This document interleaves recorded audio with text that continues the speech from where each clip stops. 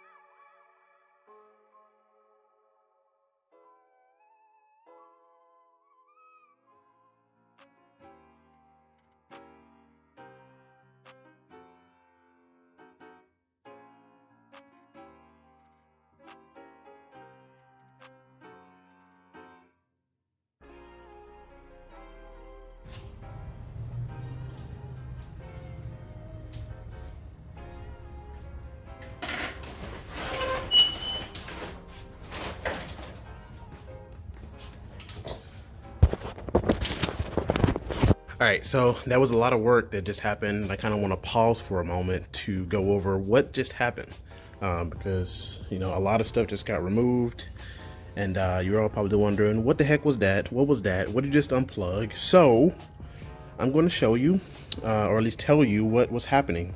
So this bar or plastic bit here looks like the radiator housing support, because it just kind of flops now.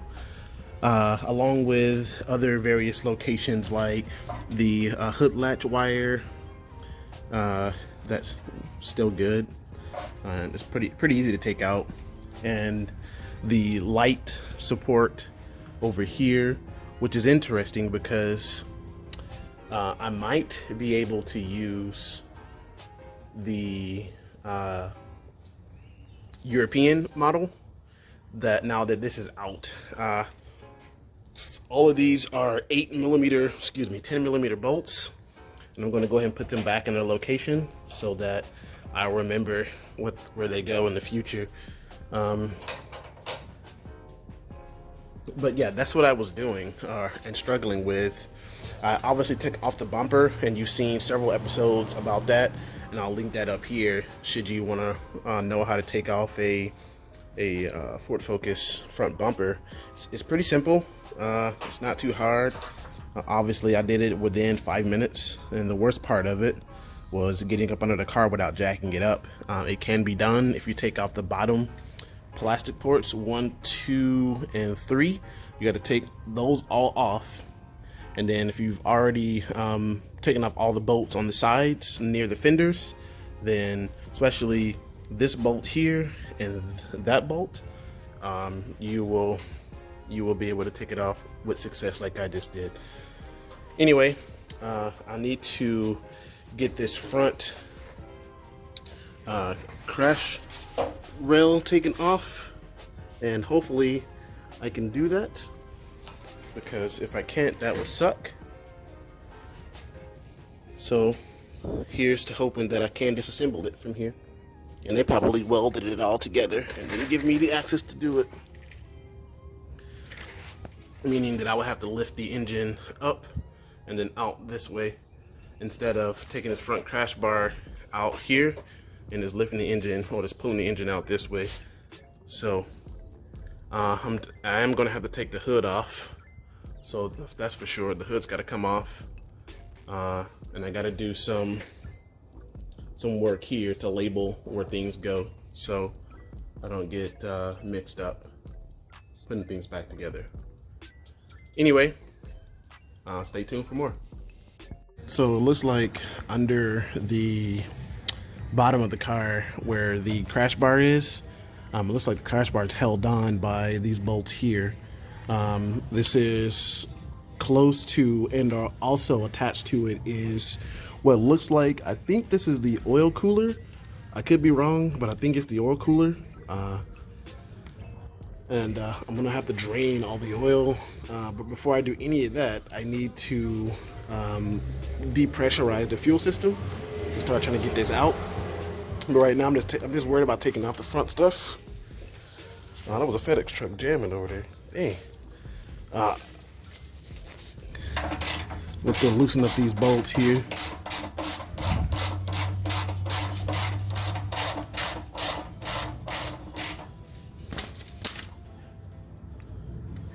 And I'm assuming this thing is going to drop in my face once I take it out. Hope not, but if it does, it does.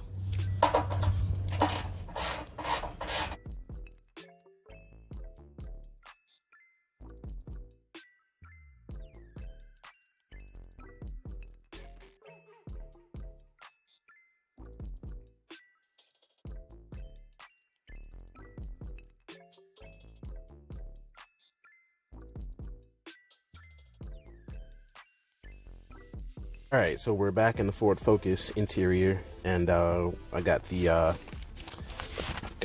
manual, the owner's manual that a lot of people don't read, but if you got one of these, it's really helpful. Got the little Focus on there, look kind of clean, man. Anyway, we're gonna turn this over to page 154, and I'm looking for the fuel pump, which is right here. And it's going to be on the fuse 12 spot. Let me see if I can clear up this focuses camera a little bit. Jeez, I guess it's good enough. It's going to be on the number 12 location, and we're looking for a 15 amp fuse. So with that said, I'm going to take a little fuel puller here. I'm going to come out of the car. It's already up. I'm going to go down to number 12. All right, so we're gonna reach down in here and with our little tool here and pluck that number 15 out. Let's give it a little wiggle. Let it bite you. Just like that. And then we're gonna go start the car. Imagine I'll have all kinds of like Christmas lights showing up because I took a whole bunch of stuff off up here. All right, so let's start it here.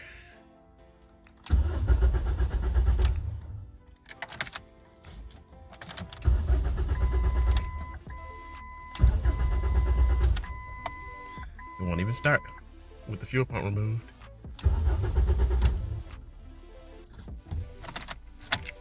That's good.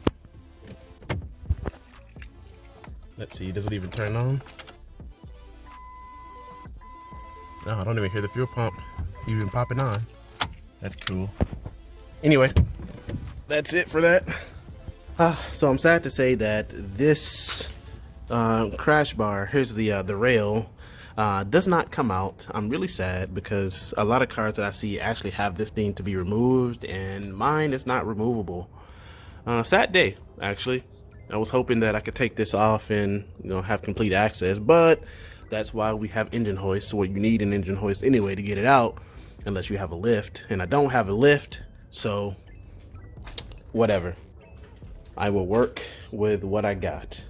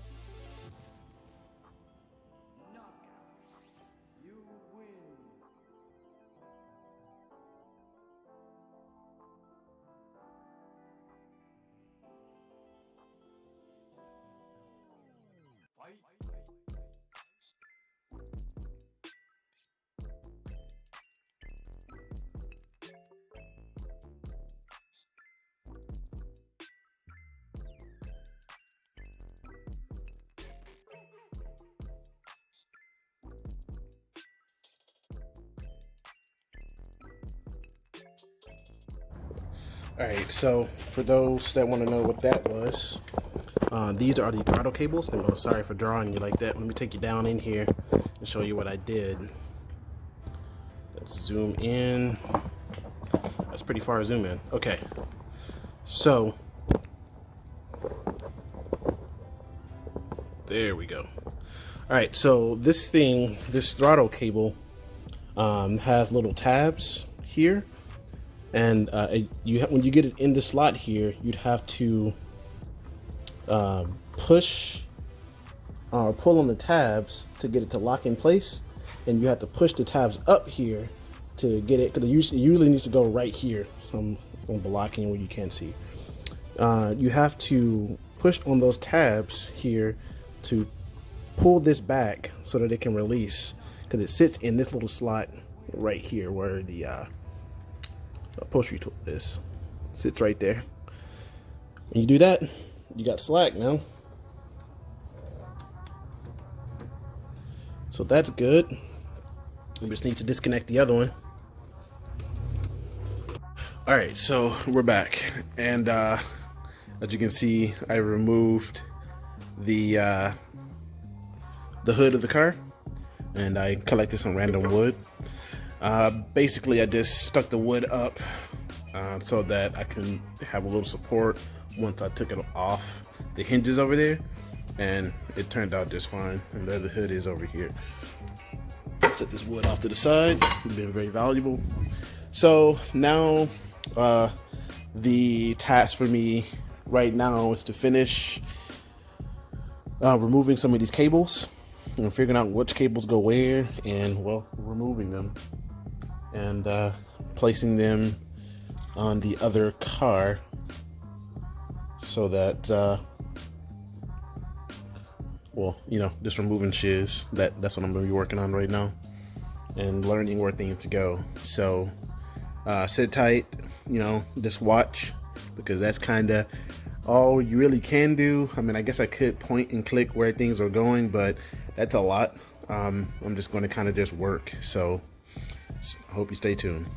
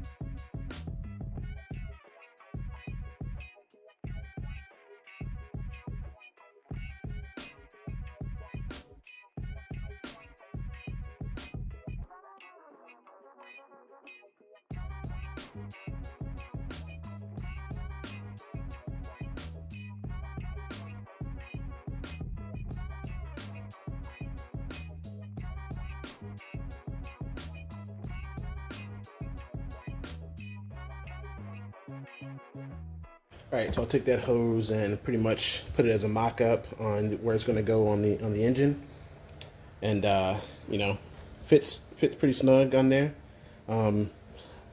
Could go ahead and clamp them down and whatnot, but now tape this one up just to give it a little bit of extra. I'm going to add some thermal shielding to this as well, so that it's well protected when it's back in the car. Yeah, you know. All right, let's continue.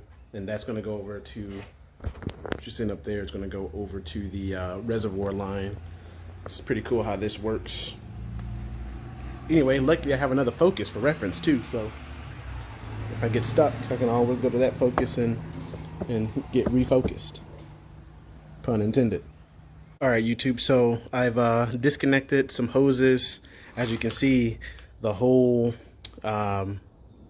radiator and I believe this is like the condenser.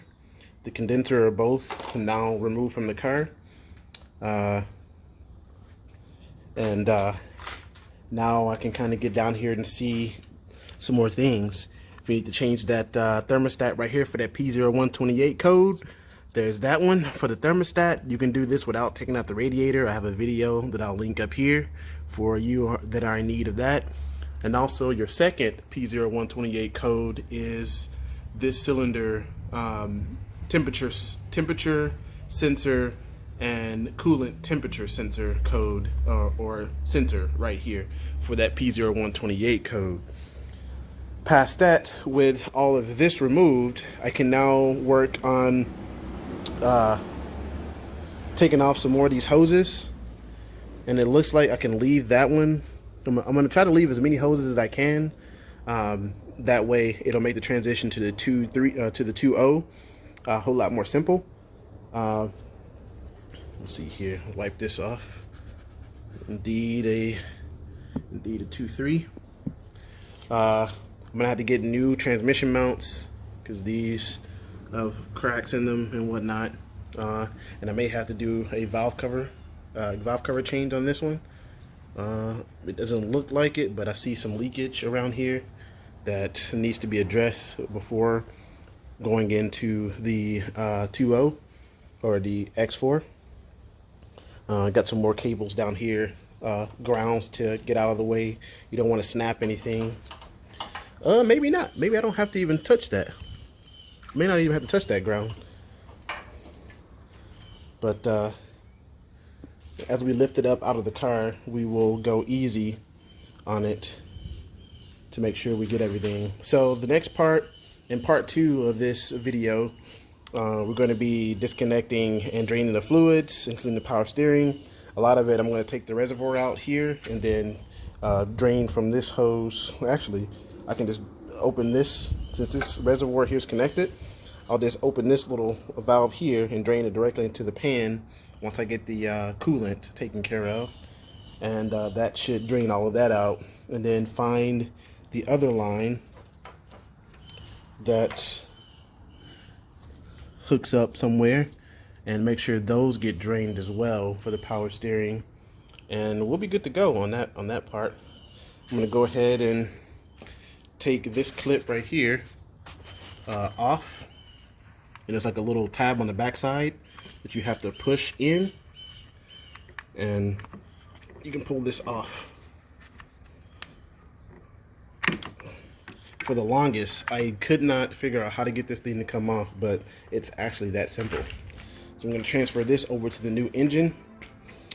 But with that said, that's it for this video. We'll pick up right back here in a couple of days. I may bring some friends onto the channel, so be ready for that.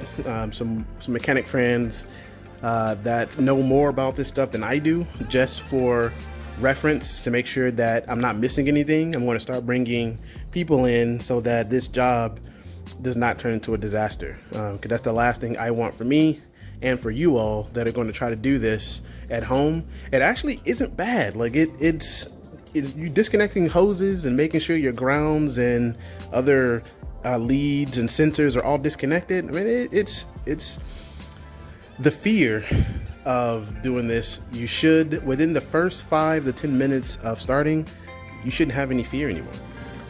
It's just that you want to triple, quadruple, triple check everything that you've done to make sure that everything is disconnected, so when you go to pull that engine out, you don't have any problems. But I mean, look, we're already here at the mounts. You can see the mount on this side for the transmission, and of course the easy mount to see on this side for the engine. It's pretty cool to see this, you know. But anyway, tune in next time. Focused Hands signing off. Peace.